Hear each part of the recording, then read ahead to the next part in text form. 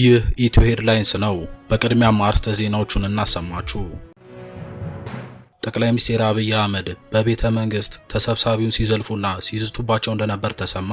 ጠቅላይ ሚኒስትር አብይ አህመድ ከሰሞኑ መምህራንን፣ ባለሀብቶችን፣ የጤና ባለሙያዎችን እንዲሁም ጋዜጠኞችን ሰብስበው ያደረጉት ውይይት አሁንም መነጋገሪያነቱ ቀጥሏል።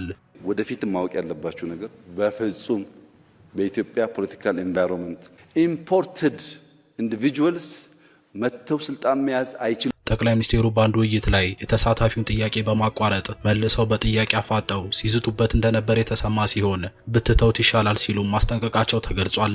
ዝርዝሩን ይዘናል። በህወሓት አመራሮችና በትግራይ ሰራዊት አዛዦች መካከል ግጭትና መካረር መፈጠሩ ተሰማ። የህወሓት አመራሮችም ከድርጊታቸው የማይቆጠቡ ከሆነ እርምጃ እንደሚወሰድባቸው ማስጠንቀቂያ እንደተሰጣቸው ተገልጿል። ይህ በእንዲህ እንዳለ በህወሓት ተልከው ለቅድመ ጦርነት የተሰማሩ በርካታ ሰላዮች በቁጥጥር ስር መዋላቸው ተሰምቷል። ሰላዮቹ ሬዲዮ፣ ጂፒኤስ ይዘው በአካባቢው ቅኝት ሲያደርጉ እንደነበርም ተነግሯል። የትግራይ ታጣቂዎች በኤርትራ በኩል እያስገቡ ስላሉት አዳዲስ የጦር መሳሪያዎችም ሚስጥር አውጥተዋል። ሌላኛው መረጃችን ነው።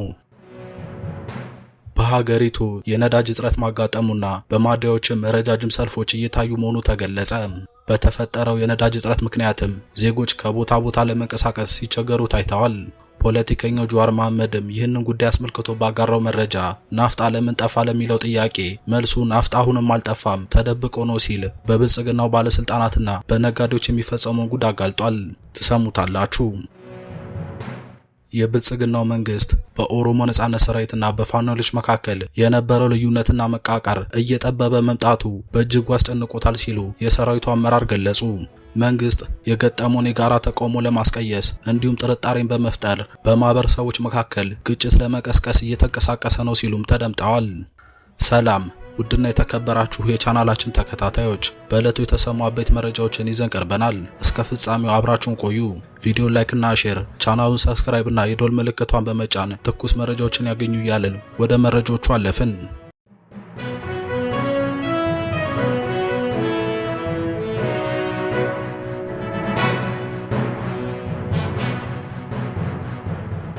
በመጀመሪያም ጠቅላይ ሚኒስትር አብይ አህመድ በቤተ መንግስት ተሰብሳቢውን ሲዘልፉና ሲዝቱባቸው እንደነበር ተሰማ።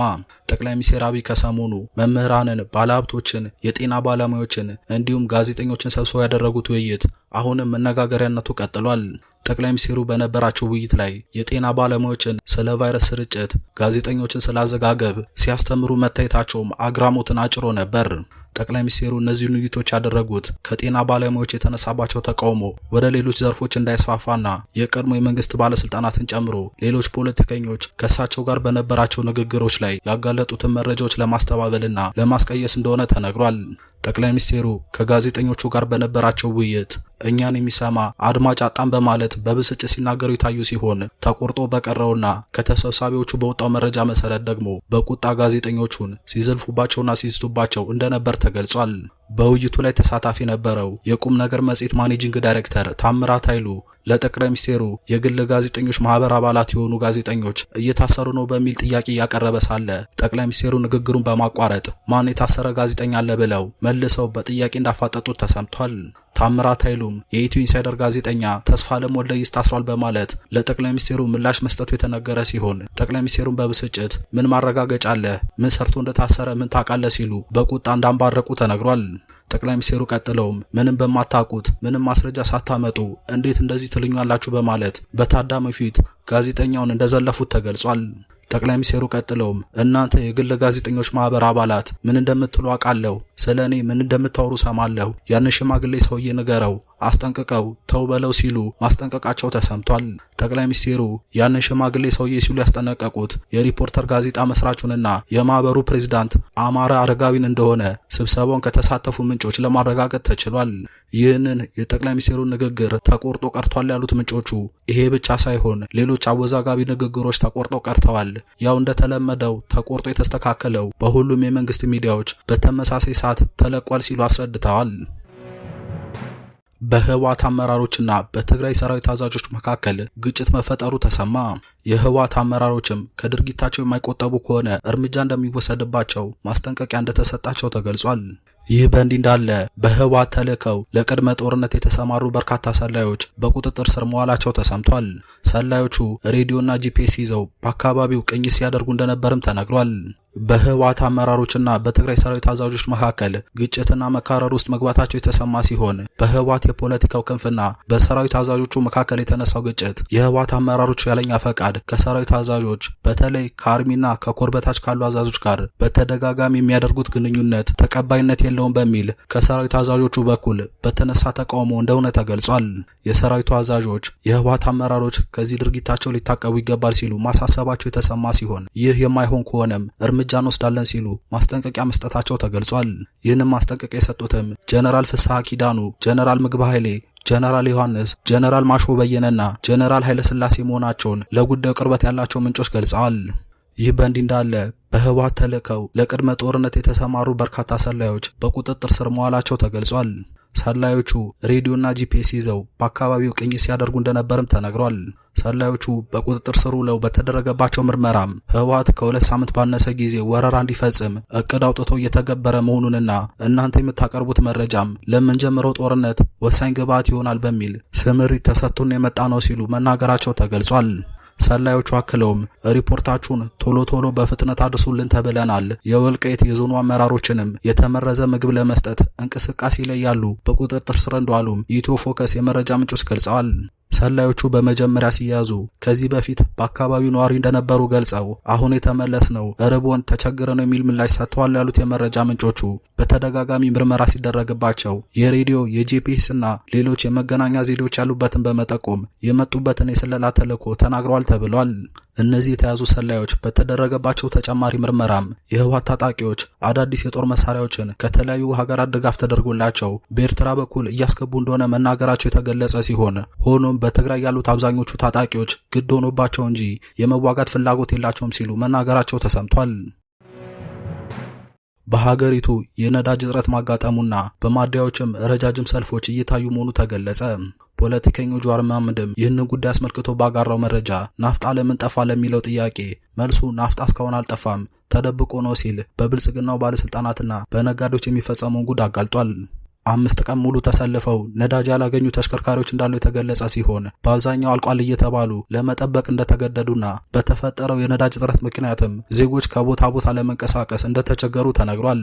በሀገሪቱ በሚገኙ ማደያዎች በርካታ የተሽከርካሪ ሰልፎች የሚታዩ ሲሆን የመንግስት ተሽከርካሪዎች ጭምር አገልግሎት እንዲሰጡ ቢገደዱም መፍትሄ አላመጣም ሲሉ ነዋሪዎች እየገለጹ ይገኛሉ። በከተሞች ውስጥ ነዳጅ ባለባቸው ማደያዎች እንዲቀዱ ቅድሚያ የሚሰጣቸው በኮሪደር ልማት ላይ ተሳትፎ ያላቸው ተሽከርካሪዎች እንደሆነ የገለጹት አንድ ነዋሪ ማዳበሪያ ለጫኑና ከጅቡቲ የተለያዩ ቁሳቁሶችን ለሚያመላልሱ ተሽከርካሪዎች ወይ ተሰልፋችሁ ቅዱ ወይ ጠብቁ የሚል መልስ እንደሚሰጣቸው አስረድተዋል። አንድ ለጉዳዩ ቅርበት ያላቸው ምንጭ ይህ ሁሉ የሆነው በብልጽግናው መንግስት እውቅናና ሐምሌ ላይ መንግስት ለነዳጅ የሚያቀርበውን ድጎማ በማንሳት ከፍተኛ ጭማሪ ይደረጋል ስለተባለ በአሁኑ ሰዓት በርካታ ነዳጅ ተደብቆ ይገኛል ሲሉ አስረድተዋል። በአዲስ አበባ ያሉ በርካታ የማደያ ባለቤቶችም ከባለስልጣናት ጋር ተሻርከው ማደያዎቻቸውን ዘግተው ነዳጅ የለም በሚል ከስራ ውጭ መሆናቸው ተነግሯል። ፖለቲከኛው ጀዋር መሐመድ ይህን ጉዳይ አስመልክቶ ባጋራው መረጃም ናፍጣ ለምን ጠፋ ለሚለው ጥያቄ መልሱ ናፍጣ እስካሁን አልጠፋም፣ ተደብቆ ነው። ከዚህ በፊት እንደጻፍኩት የነዳጅ ዋጋ ማሻሻያ የሚያደርገው ኮሚቴ ውስጥ ያሉ ባለስልጣናት የዋጋ ጭማሪ እንደሚደረግ ተወስኖ ነገር ግን ገና ለህዝብ ይፋ ከመሆኑ በፊት አስቀድመው አብሯቸው ለሚሰሩ ነጋዴዎች ሹክ ይላሉ። ነጋዴዎቹም መንግስት የዋጋ ጭማሪውን እስከሚያሳውቅ በእጃቸው ያለውን በርካሽ ዋጋ የገዙትን ነዳጅ ደብቀው ያቆያሉ። ከዛ የበለጠ ከፍ ባለ ዋጋ ይሸጡታል። የሚገኘውን ትርፍ የዋጋ ጭማሪ እንደሚኖር አስቀድመው መረጃ ከሰጣቸው ሚኒስቴሮች ጋር 60-40 ይከፋፈላሉ ሲል ጀዋር የባለስልጣናቱንና የነጋዴዎቹን ጉድ አጋልጧል። በመጨረሻም የብልጽግናው መንግስት በኦሮሞ ነጻነት ሰራዊትና በፋኖሎች መካከል የነበረው ልዩነትና መቃቃር እየጠበበ መምጣቱ በእጅጉ አስጨንቆታል ሲሉ የሰራዊቱ አመራር ገለጹ። መንግስት የገጠመውን የጋራ ተቃውሞ ለማስቀየስ እንዲሁም ጥርጣሬን በመፍጠር በማህበረሰቦች መካከል ግጭት ለመቀስቀስ እየተንቀሳቀሰ ነው ሲሉም ተደምጠዋል። በዝቋላ አቦ ገዳም በተፈጸመው ግድያ የኦነግ ሰራዊት እጅ የለበትም ብሏል። በምስራቅ ሸዋ ሀገረ ስብከት በሚገኘው ዝቋላ ደብረ ከዋክብት አቡነ ገብረ መንፈስ ቅዱስ ገዳም ሰኔ 15 ቀን አባ ኃይለ ሚካኤል የተባሉት መነኩሴ በታጣቂዎች መገደላቸው መዘገቡ ይታወሳል። አንድ ስማቸው እንዲጠቀስ ያልፈለጉ የገዳሙ ኃላፊ ለአዲስ ስታንዳርድ ሲናገሩ ከ10 ዓመታት በላይ በገዳሙ የኖሩት አባ ኃይለ ሚካኤል ላይ ይህንን ግድያ የፈጸሙት ከኦነግ ጦር ጋር ግንኙነት ያላቸው ታጣቂዎች ናቸው ብለዋል። ታጣቂዎቹ መነኩሴውን በጥይት ከደበደባቸው በኋላ ወደ ገደል ወርውረው እንደጣሏቸው አስረድተዋል። የእኚህ አባት አስክሬን ከገደል ውስጥ ወጥቶ በትላንትናው ዕለት የቀብር ስነ ስርዓታቸው መፈጸሙን መዘገቡም ይታወሳል። በአባ ኃይለ ሚካኤል ላይ ይህ ግድያ በተፈጸመበት ወቅት መሪጌታ ዘላለም የተባሉት የድጓ መምህር ደግሞ ከፍተኛ ድብደባ ተፈጽሞባቸው መገኘታቸው የሚታወቅ ሲሆን ይህን ተከትሎ ሌሎች በቅዱሷን ከተማ የሚኖሩ መነኮሳት አካባቢውን ለቀው ወደ ገዳሙ ለመሄድ መገደዳቸው ተገልጿል። በዚህ ጉዳይ ላይ ለአዲስ ስታንዳርድ አስተያየት የሰጡ አንድ የኦነግ ጦር ወይም የኦነግ ሸኔ ከፍተኛ አመራር እኛ በግድያው ላይ እጃችን የለበትም ብለዋል።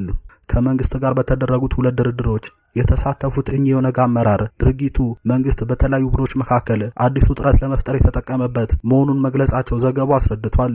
እኚህ አመራር ሲናገሩ የኦነግ ጦር ኃይል አባላት በገዳሙ አቅራቢያ የሉም። ክሱ በማህበረሰቦች መካከል ግጭት እንዲፈጠር እንዲሁም በታጣቂ ቡድኖች መካከል ያለውን አንድነት ለማፍረስ በመንግስት የተቀነባበረና የተቀናጀ የሐሰት ዘመቻ ነው ብለዋል።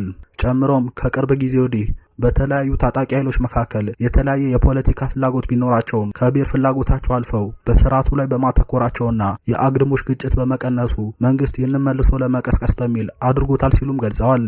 የብልጽግናው መንግስት በኦሮሚያና በአማራ ክልል የሚንቀሳቀሱ ታጣቂዎች የነበረው ልዩነትና መቃቃር እየጠበበ መምጣቱ በእጅጉ አስጨንቆታል። ከጥቃቱ አስቀድሞም በአካባቢው የነበሩት የፌዴራልና የመከላከያ ሰራዊት አባላት አሁን በኦሮሚያ ልዩ ኃይል ተተክተዋል። ጥቃቱም በኦሮሞ ነጻነት ሰራዊት ላይ መላከኩ መንግስት የገጠመውን የጋራ ተቃውሞ ለማስቀየስ እንዲሁም ጥርጣሬ ለመፍጠር በማህበረሰቦች መካከል ግጭትን ለመቀስቀስ ያለመ ነው ሲሉ አስረድተዋል። ክቡራን ተመልካቾች ለአሁን ያዝናቸው መረጃዎች በዚህ አበቁ። ቪዲዮ ላይክ እና ሼር፣ ቻናሉን ሰብስክራይብ እና የደወል ምልክቷን በመጫን ትኩስ መረጃዎችን ያገኙ እያልን በዚሁ ተሰናበትን።